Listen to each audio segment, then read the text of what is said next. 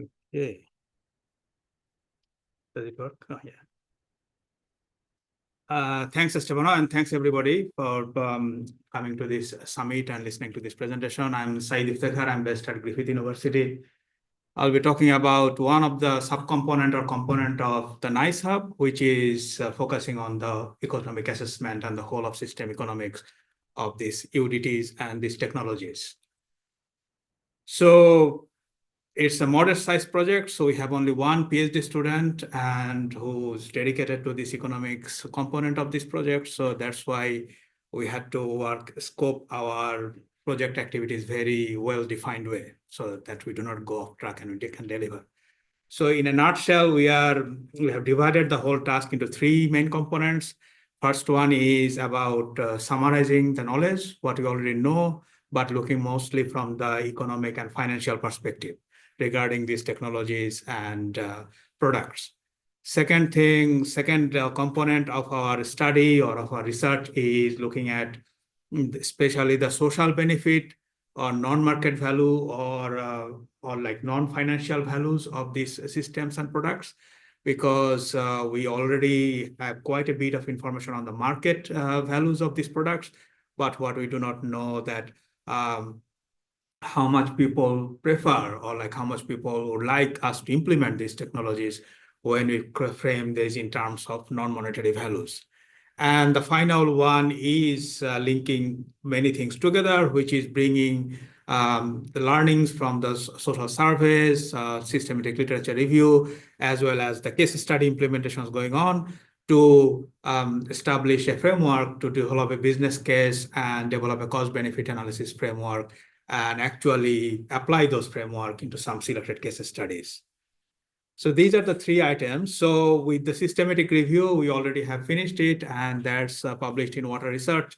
So GAM is the PhD student, as I mentioned before. So where we have tried to summarize the existing literature based on a systematic review. So what we tried to understand is the supply and the demand factor and the economic effectiveness. So we, as I said before, our focus is mostly on economics and financial aspects.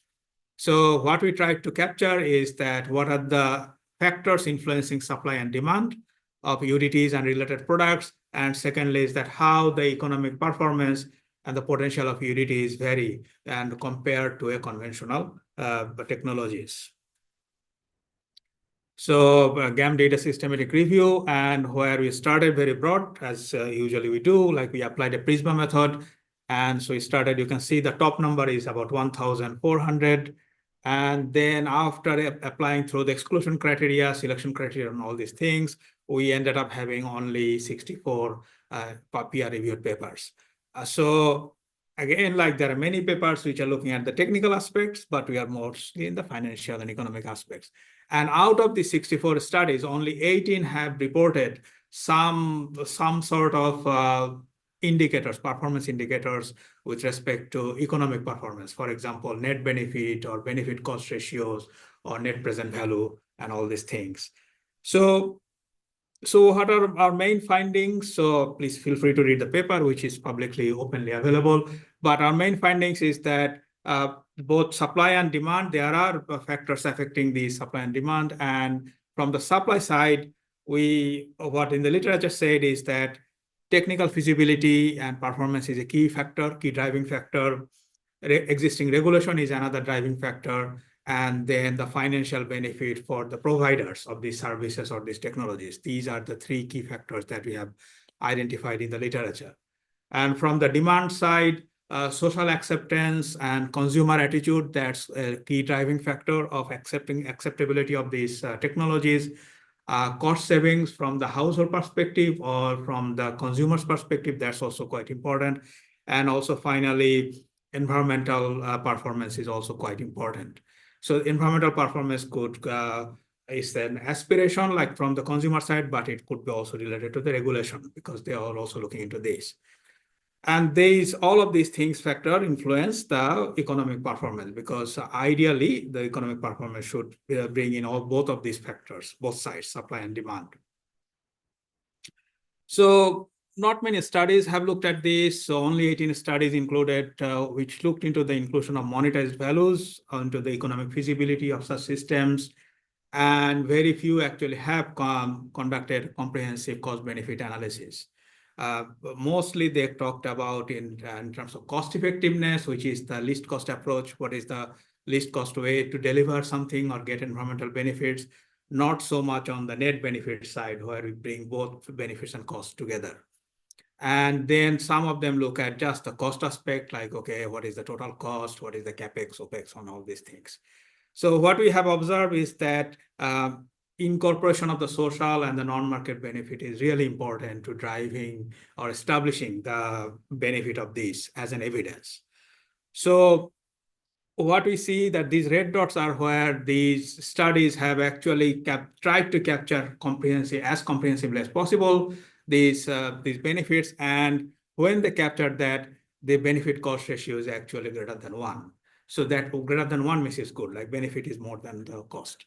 So that also tells us that maybe as analysts or as a researcher, we are not doing a good job in terms of establishing the credibility in terms of financial and economic benefits. The technical aspects may be very solid, but in order to convince the decision makers, in order to convince the funders, we need to show and demonstrate that, okay, actually, this is a good thing for the society and it's worthy of making an investment. Okay, and this is purely taking the financial and economic aspects into capturing.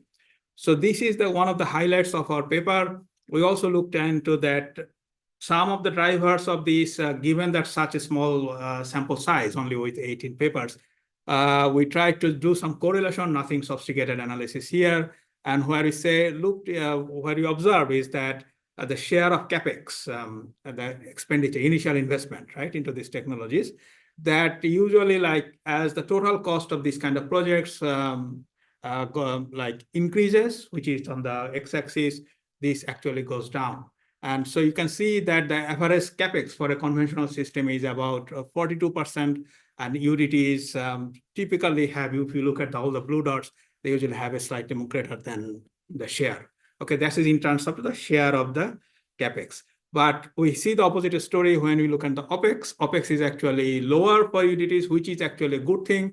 And some of the concerns previous speakers have mentioned is that maintenance, right? We establish the system, then who is going to maintain? So this is a good sign in a sense that it may be, the cost might be lower than maintaining a conventional system. So at least with the current evidence we have. So it might be used as a to convince people. So it is important to engage these different stakeholders, different types of stakeholders. We need to develop a robust and convincing business case, but we need to assess these systems as comprehensively as possible to show the business case. And we need to also possibly look into the other social aspects, including education programs, for example, training, social communication. These kind of programs are quite important as well. Our review also highlights 2 key gaps, which are directly related to the other 2 components of our project. One of them is this non-market values. Some papers have talked about social preference and incorporated them in the investment analysis, but very few, none from Australia. So that's one that we are going to address this gap. And the second point is that very few studies comprehensive net benefit estimation, right? Only 18 so far, or at least last year. So that takes us to our second study, which is around social preference, where we are trying to understand how much people prefer in terms of like their willingness to pay, right? So that's a technical term to express their preferences in a monetary values, to understand this for these kind of features. And we are targeting 3 states, our project states, Queensland, New South Wales, and Victoria. And so that's the first objective, policy objective, but we also try some testing some variation in this preferences so that we can make some more theoretical contribution as well. So we will apply a choice experiment method, which is a very standard techniques in an environmental economics technique, and then this will be a survey-based method, and we apply it in all 3 states, which will allow us to estimate the marginal willingness to pay as a way of expressing their social preference. So we already have done some workshops, as Sean kindly mentioned, that we have done a number of consultative workshops with experts.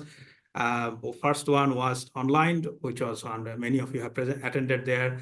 And then we had an in-person workshop in Queensland, and we are in the process of organizing some community workshops because we want to test the whole survey instrument with the community before we go to our pilot.